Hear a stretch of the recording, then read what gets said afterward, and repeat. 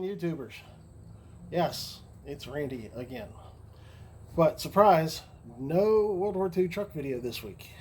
Yes, that's right, it's a ham radio video this week. So this will just be a quickie, just to kind of let you know that some progress has been made on my BC-508 resurrection. For those of you that haven't caught up to my last set of videos, go back and look at either the last one or the one before that, and you'll see where my BC-508 World War II radio set started. But progress has been made, and let me show you what's happened. So yes, boys and girls, there it is. Yes, the custom box has shown up, and my forever thanks goes out to Reg from our group, from our World War II reenacting group. He is stunning at making reproduction boxes and tables and working on Coleman lanterns and stoves and things like that. But yeah, he brought over the box. It's about 99.5% complete. We came up with a modification when he was here. But yep, there it is. Custom made for a display. And let me get in a little closer here, so I'll give you the walk around. So that's kind of hard to see. Oops, and I'm trying to not trip over my crap in my garage. Oh, that's terrible. I'll have to turn some lights on. But you can see right there, he made a little open door for me. It's labeled battery and spare parts. So inside of there, he put a little tray for me. And there's a handle on the other side. But yeah. So now it's there. And when you open the lid,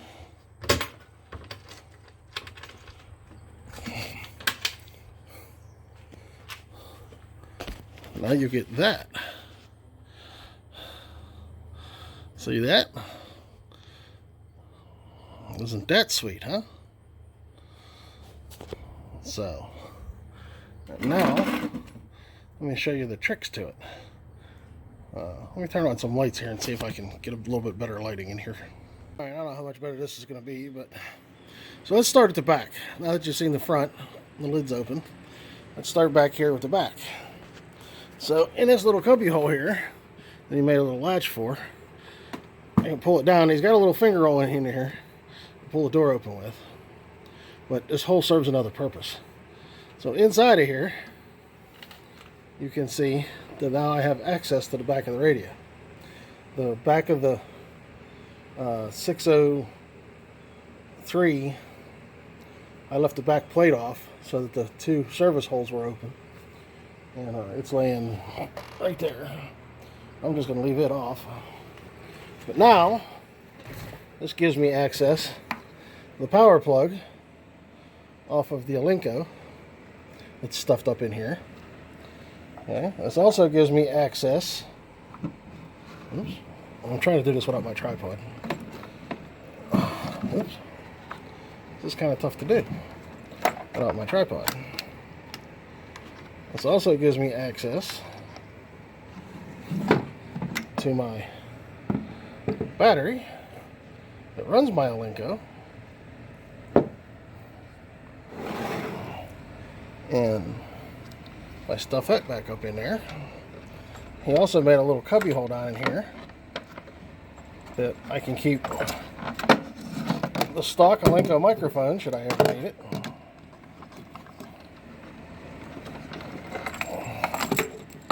So there's the stock Alinco microphone.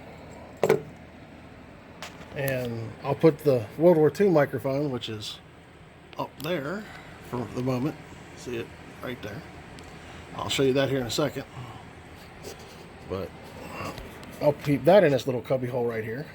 And this cubby hole is not only a cubby hole, but it acts as a spacer because the transmitter is shallower than the receiver that's over here.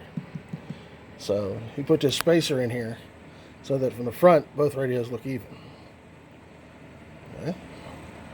So the other reason this is back here, other than storage cubby and access to the battery and the power for the Alinco, is that I permanently mounted an antenna in here, right there. So I got a PL239 to SMA female, and down in here also I keep, I'll get it out of here, a diamond handheld antenna. That's a dual band antenna. So now I can take my portable antenna, screw it to, this is hard to do with one hand, screw it to my adapter on the back of the radio, and then this is the reason why it's not 100% done. I'll feed the whole thing through this hole right there so that that door can close, and then this antenna is going to mount kind of something like that, so it sticks right up off the back of the set. Okay. Now, because I'm just talking FRS and I'm only talking like 10 watts, that should be more than enough. And Reed just building me a little piece of wood with a couple of wing nuts, and there'll be a couple of threaded holes right here that I can just put that piece of block on there, and there's a piece of felt on it. He drilled it to just the size of this antenna circumference. We measured it, and when I tighten down the wing nuts, it'll friction hold this antenna right there, or wherever I decide to put it. Okay, I'll probably put it like right there someplace. Okay, so that'll be here sometime this week. So, and then once I get all that in, once I put that antenna on, I'm going to take the battery, a freshly charged battery, and slide the battery in here and plug the T connector into the radio. This is hard to do one hand, but you get the gist. I just plug that in and tuck it back up in there, and then I can shut this door back up, and the antenna wire will be sticking out through the hole. Matter of fact, can I do it one-handed? Let's see if I can do it one-handed. It's tough to do it one hand. So, yeah, there we go. Oh, I'm trapped. Trapped like a rat. I apologize for all the bouncing around. I'm trying to do this single-handedly. But there, I can push that back up like that. Latch that over. Latch the antenna down when that gets here. Okay. And then I'll keep a little pocket screwdriver in that little cubby too. So, and the stock mic I'll leave inside of there too. But I'll keep a little pocket screwdriver, so then I can come around the front. Pull up a seat.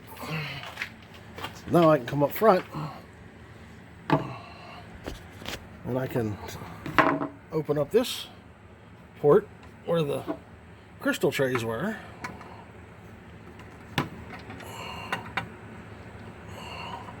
Come on. Oops. And there's the Alinco right there. So I can power it on. And then I've got an order in for another 8-pin mic connector and some mic wire. So as soon as that comes in, I know it's the center pin, that pin, and that pin. And that gets me the push to talk and the mic pins, positive and ground. And I'll have it wired with the new connector and the new mic wire internally, up and over, to that jack right there. Okay, so the microphone push to talk and the microphone element will be down here. So I can pull the little adapter cable off the Alinco and plug the stock mic in if I want, or I can just leave it hooked up and have the push to talk and the mic element down here. Okay, so I can power it up, put it on my FRS frequency, put this cover back on, like so. Whoops, there you go. And then I can have, there you get the gist. I can put this back on. This is hard to do one-handed.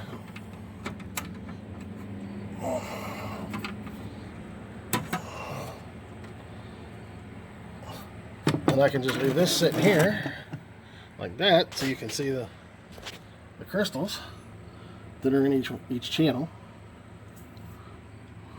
And then I can have channel 1 pushed in, or channel 2, or whatever. Okay, and then do the matching thing on this side on the receiver. Okay, and then I'm going to make one of these, I don't know which one yet, probably, I don't know, maybe this one to power on the battery, or either that or I'll just leave it set. I don't know, I haven't figured it out yet. And yeah, once that's all done, I'll take this microphone that I have to rewire with the mic cable that I ordered, that's on its way. It's already got the right style microphone on it. I'll plug it into the right hole down here. So that'll be plugged in. And then that gives me my World War II style microphone. Push to talk and the microphone element. Now I'm probably going to have to change this out for a not a condenser mic, but the dynamic one, the power one, because I'm sure the Alinco microphone's got a different mic element in it, so I'll probably have to change that mic element out. And I got the service manual for the Alinco, and it's a 2K mic element, so, and they're like 37 cents. I think all told, I think I spent like 20 bucks. But yeah, there it is. And I'm gonna make a little S hook or something to hang that there, or something to that effect. Once all the parts come in, I'll have it all figured out. But yeah, and everything will work just the way it should.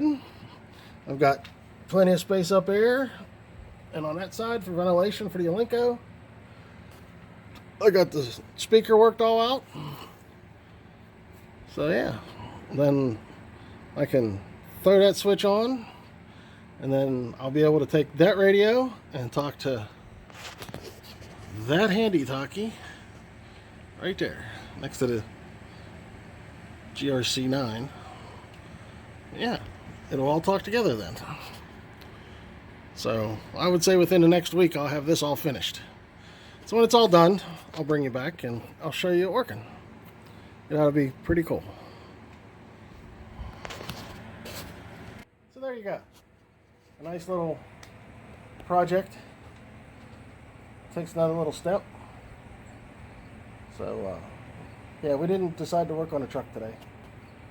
So I figured I'd give you a quick little ham radio thing. The generator for the GRC9 over yonder somewhere is still a work in progress. So we'll get it worked out.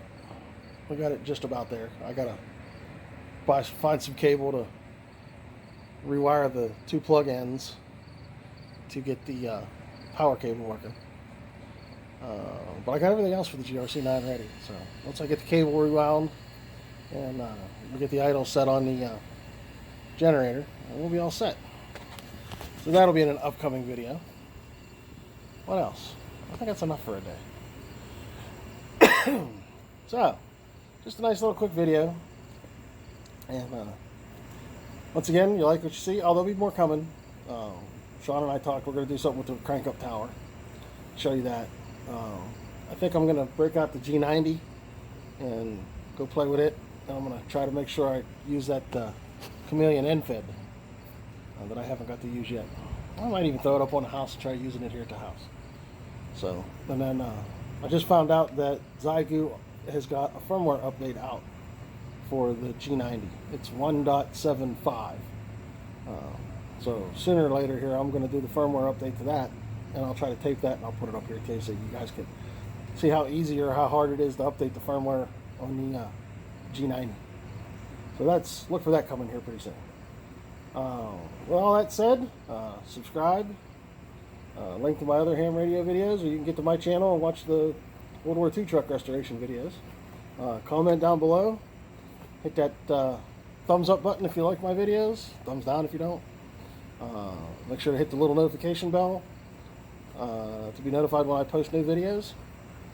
And yeah, that's it. Nice, quick, easy Saturday. So with that, I'll catch you next time, YouTube. Oh, that way, that way, that way, that way, that way, that way. One of them two.